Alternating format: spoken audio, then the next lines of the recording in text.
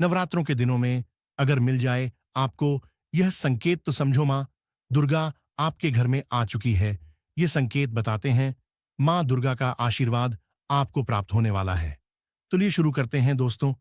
पहला संकेत, जब आप कलश स्थापना करते हैं तो जौ से निकली हरियाली बहुत ही शुभ मानी गई है। कहा जाता है यदि आपने जौ बोए हुए हैं और वह किसी कारण नहीं हो पाए हैं तो यह संकेत बहुत ही मनहूस माना गया है।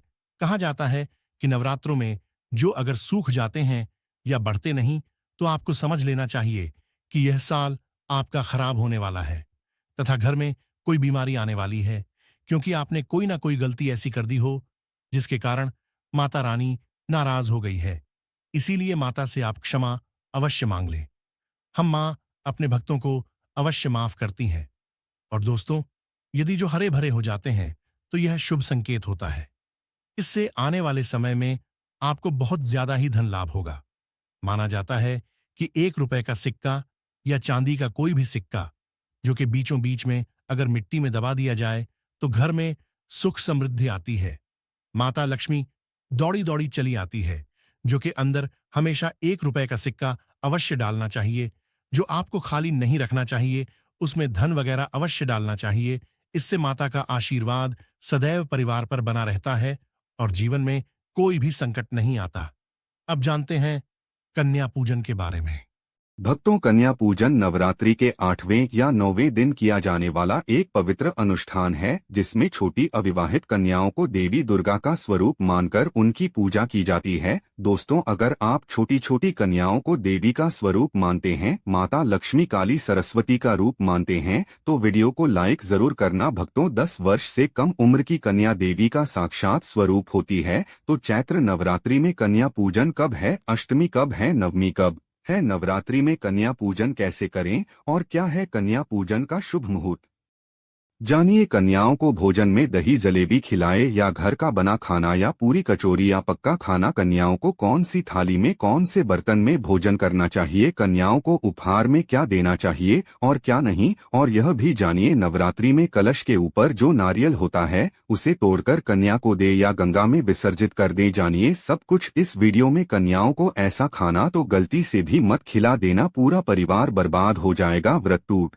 जाएगा। साथ ही साथ जानिए किस उम्र की कन्याओं को देवी का स्वरूप माना जाता है। आज का वीडियो बहुत लाभकारी है दोस्तों। नवरात्रि का यह पावन पर्व 9 देवी अर्थात 9 कन्याओं को समर्पित है। कन्या पूजन करने से हमारे समस्त प्रकार के दोष दूर होते हैं। आपको बता दें, इस बार माता रानी पालकी की सवारी पर पृथ्वी लोक पर आ चुकी है और हर घर में भ्रमण कर रही है और भक्तों के कष्टों को दूर करेंगी। जब माता रानी पालकी पर सवार होकर आती है तब धरती पर फूल खिलते हैं और फसल अच्छी होती है तथा हरियाली की उत्पत्ति होती है और जीवन शुद्ध गंगा जल की तरह पवित्र हो जाता है। इस समय के नवरात्रि बहुत ही खूबसूरत, दुर्लभ और अत्यंत मंगलकारी माने जा रहे हैं। इस बार चैत्र नवरात्रि 19 मार्च गुरुवार को शुरू होकर और इसका समापन 27 मार्च को होगा। दोस्तों, नवरात्रि की अष्टमी और नवमी तिथि पर कन्या पूजन किया जाता है। इस बार महाअष्टमी तिथि 26 मार्च गुरुवार को पड़ रही है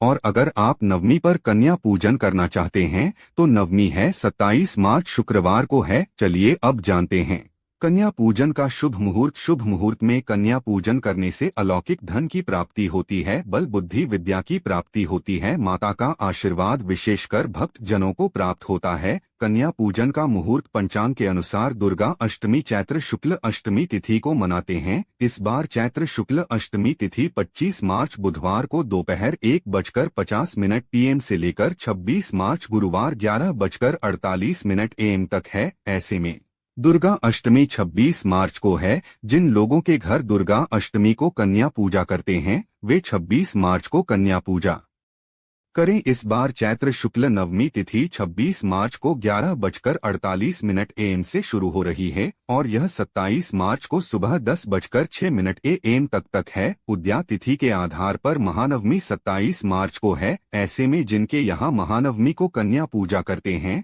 वे 27 मार्च को कन्या पूजा कर लें। नवरात्रि 19 मार्च से शुरू हुए थे और 27 मार्च को समाप्त होंगे। शास्त्रों में 9 दिनों के नवरात्रि को बहुत ही शुभ और मंगलकारी माना जाता है और 10 दिनों के नवरात्र शारदीय नवरात्रों को ही माना जाता है, क्योंकि इसमें 10वें दिन दुर्गा विसर्जन किया जाता है। जो लोग दुर्गा विसर्जन करते हैं तो उन्हें 10वें दिन भी व्रत का पालन अवश्य करना चाहिए, और जो लोग दुर्गा विसर्जन नहीं करते, माता की स्थापना नहीं करते, तो उन्हें 9वें दिन कन्या पूजन करना चाहिए और 10वें दिन कन्या पूजन वालों करेंगे जिन्होंने विसर्जन के लिए माता की स्थापना की है। शास्त्रों के अनुसार नवरात्रि के दिनों में माता रानी का पूजन करने से, कन्या पूजन करने से तीनों देवी माँ काली, माँ सरस्वती, माता लक्ष्मी आपके पूरे परिवार को, व्रतधारी को अभय वरदान प्रदान करती है। साथ ही सच्चे हृदय कमल वाले व्यक्ति के सभी कष्टों का निवारण माता रानी करती है। माता शेरावाली की पूजा करने से, उपासना से विनम्रता का विकास होता है। नवरात्रि में माता रानी का व्रत और पूजन किया जाता है, लेकिन नवरात्रि के दौरान सबसे ज्यादा महत्व होता है कन्या पूजन का। कन्या रानी का, कन्या हर घर में होती है, कन्या देवी है। कन्या संसार को चलाने वाली, प्रकृति की सबसे अनमोल कहे जाने वाली विशेष देवी होती है। 9 देवियों का इनमें वास होता है। खासकर माता काली, माता सरस्वती, माता लक्ष्मी का वास होता है। इन्हें सताना नहीं चाहिए, सच्चे प्रेम भाव से पूजा आराधना और उनकी सेवा करनी चाहिए, इनको खुश रखना चाहिए। इसीलिए शास्त्रों में कन्या पूजन का विधान है। दोस्तों, माना जाता है कि व्रत और उपासना से माता रानी इतना प्रसन्न नहीं होती है जितना कि कन्या पूजन से होती है। नवरात्रि में छोटी छोटी कन्याओं को माता रानी का स्वरूप माना जाता है। कन्याओं को भोग लगाया जाता है, उन्हें प्रसन्न किया जाता है और बदले में आशीर्वाद मांगा जाता है। कन्याओं को प्रसन्न करने के लिए गिफ्ट आदि उपहार दिए जाते हैं। माना जाता है कि अगर कन्याओं को कोई भेंट दी जाए और वह खुशी खुशी से स्वीकार कर ले तो इसका मतलब है कि माता रानी अर्थात माता वैष्णो ने वह भेंट स्वीकार कर ली है।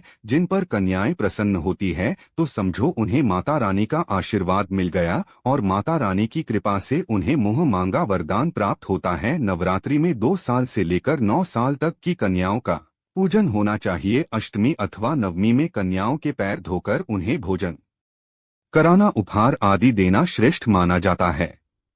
दोस्तों, कैसे करें कन्याओं का स्वागत? कन्या जब आपके घर आए तब सभी के पैरों को दूध और पानी से उनके पैरों को धुलना चाहिए। यदि यह कार्य कोई पुरुष करे तो अतिश्रेष्ठ है। पुरुषों को यदि अपने पाप कम करना है तो कन्याओं के चरण अवश्य धुलना चाहिए। फिर उसके बाद कन्याओं को किसी साफ जगह पर जमीन पर कपड़ा बिछाकर बैठना चाहिए। कपड़ा गंदा नहीं होना चाहिए। अक्सर लोग गंदा कपड़ा ही बिछा देते हैं, इससे आपका व्रत टूट सकता है। उनके माथे पर अक्सर फूल और कुमकुम लगाना चाहिए। फिर उसके बाद भोजन ग्रहण करवाना चाहिए, लेकिन हमेशा याद रहे कन्याओं की थाली में 3 पूरियां कभी ना रखें, इसे शुभ नहीं माना जाता। 3 पूरियां तथा 3 रोटियां मरने वाले व्यक्ति के लिए निकाली जाती है और जेल में कैदियों के लिए निकाली जाती है, लेकिन 1-2 करके पूरियां दे सकते हैं, इससे 3 संख्या बढ़ जाती है। दोस्तों, कन्याओं को खाना खिलाने के बाद अंत में कन्याओं के सर पर लाल चुनरी उड़ाना चाहिए और भोजन में आपको खीर, पूरी, हलवा, चना तथा आलू की सब्जी, छोले वगैरह की सब्जी खिलाना चाहिए। पनीर खिलाया जा सकता है, लेकिन भूल से भी लहसुन और प्याज का इस्तेमाल कभी ना करें, अन्यथा अनर्थ हो जाएगा। क्योंकि हमने शुरू में ही बताया है कि कन्याओं में माता लक्ष्मी, माता सरस्वती और माता काली का स्थान होता है। इसीलिए लहसुन प्याज उनकी थाली में ना परोसें, क्योंकि इस दिन माता जागरूक अवस्था में होती है। अक्सर कई लोग कभी कभी ज्यादा ओवर स्मार्ट हो जाते हैं। वह कन्याओं को चिप्स, कुरकुरे जैसी चीज खिलाते हैं, जो कि घोर अनर्थ माना जाता है, क्योंकि इसमें लहसुन प्याज होता है, जिसके कारण आपका व्रत खंडित हो सकता है। माँ दुर्गा क्रोधित हो सकती है। जहां अपने 9 दिन तक व्रत रखा, लहसुन प्याज का परहेज किया, लेकिन अंत में आपकी एक गलती पूरे व्रत को खंडित कर सकती है। कन्याओं को गलती से भी डब्बा बंद चीज ना खिलाए जिसमें लहसुन प्याज होता है। मार्केट में कई ऐसी चीज होती है जिसमें लहसुन प्याज का इस्तेमाल होता, ऐसा आप गलती से भी मत करना। दोस्तों, कई लोग कन्या पूजन में खाना घर पर नहीं बनाते और मार्केट से रेडीमेड खाना लेकर आते हैं और उसे कन्याओं को खिलाते हैं और दही जलेबी खिलाते हैं। यह शुभ नहीं माना जाता। भले ही आप दही जलेबी खिला सकते हैं, परंतु माता को घर का बना हुआ शुद्ध खाना, शुद्ध भोजन ही अति प्रिय है। खासकर नवरात्रों के दौरान घर में पक्का खाना अवश्य ही बनना चाहिए। माता रानी बहुत प्रसन्न होती है। घर का बना हुआ पक्का खाना ही कन्याओं को खिलाना चाहिए। हमेशा याद रखें, कन्याओं को प्लास्टिक के बने दोने में खाना नहीं खिलाना चाहिए। ऐसे बर्तन पूजा पाठ के लिए अशुद्ध होते हैं। कन्याओं को स्टील के बने बर्तनों में या फिर पत्ते के में बर्तनों में ही भोजन खिलाना चाहिए। मार्केट में पत्ते मिलते हैं और पत्तों की बनी जो थाली होती है बहुत सस्ती मिलती है। 5 रुपए 10 रुपए में बड़ी आसानी से मिल जाती है। बहुत शुभ मान जाते हैं। पत्तों के बर्तन जो प्लास्टिक के बर्तन होते हैं उससे तो सस्ते ही मिलते हैं। पत्तों के बर्तन शुभ और मंगलकारी माने जाते हैं। देवता इसी में भोजन ग्रहण करते हैं। दोस्तों, भोजन करने के बाद कन्याओं की थाली में एक लौंग जरूर रखना चाहिए, क्योंकि लौंग देवी शक्ति और मां दुर्गा को अति प्रिय है। लौंग में नवदुर्गा का वास होता। इन 9 दिनों में माता रानी को लौंग का भोग भी लगाया जाता है। इसीलिए कन्याओं की थाली में चुपचाप एक लौंग जरूर रखें। आपका भाग्य चमक जाएगा। माता लक्ष्मी आपके जीवन में धन की कोई भी कमी नहीं होने देगी। अब आपको बता दें, कन्याओं को उपहार में क्या दें। कन्याओं को खुश करने के लिए उनकी थाली में दक्षिणा डालें, ताकि आपके घर में संपन्नता बनी रहे और घर में धन की कोई कमी ना हो। कन्याओं को एक सुंदर सा गिफ्ट दे सकते हैं। शास्त्रों में बताया गया है कि कन्या जितना खुश होती है, माता रानी उतना ही जल्द फल की प्राप्ति प्रदान करती है। ऐसे में आप कन्याओं को चॉकलेट बॉक्स दे सकते हैं, खूबसूरत कपड़े दे सकते हैं। याद रहे, गलती से भी काले कपड़े ना दे। स्टील के बर्तन भी गिफ्ट के तौर पर दे सकते हैं। याद रहे, कन्याओं को लोहे का कोई भी सामान नहीं देना चाहिए। दोस्तों, जब कन्या अपने घर के लिए प्रस्थान करें, उनके चरण जरूर छुए और अपने मन में अपनी प्रार्थना को पक्का करें। सच्चे दिल से मांगी हुई इच्छा माता रानी अवश्य ही पूरा करती हैं। वीडियो को एक लाइक करें और कमेंट में जय माता रानी लिखें।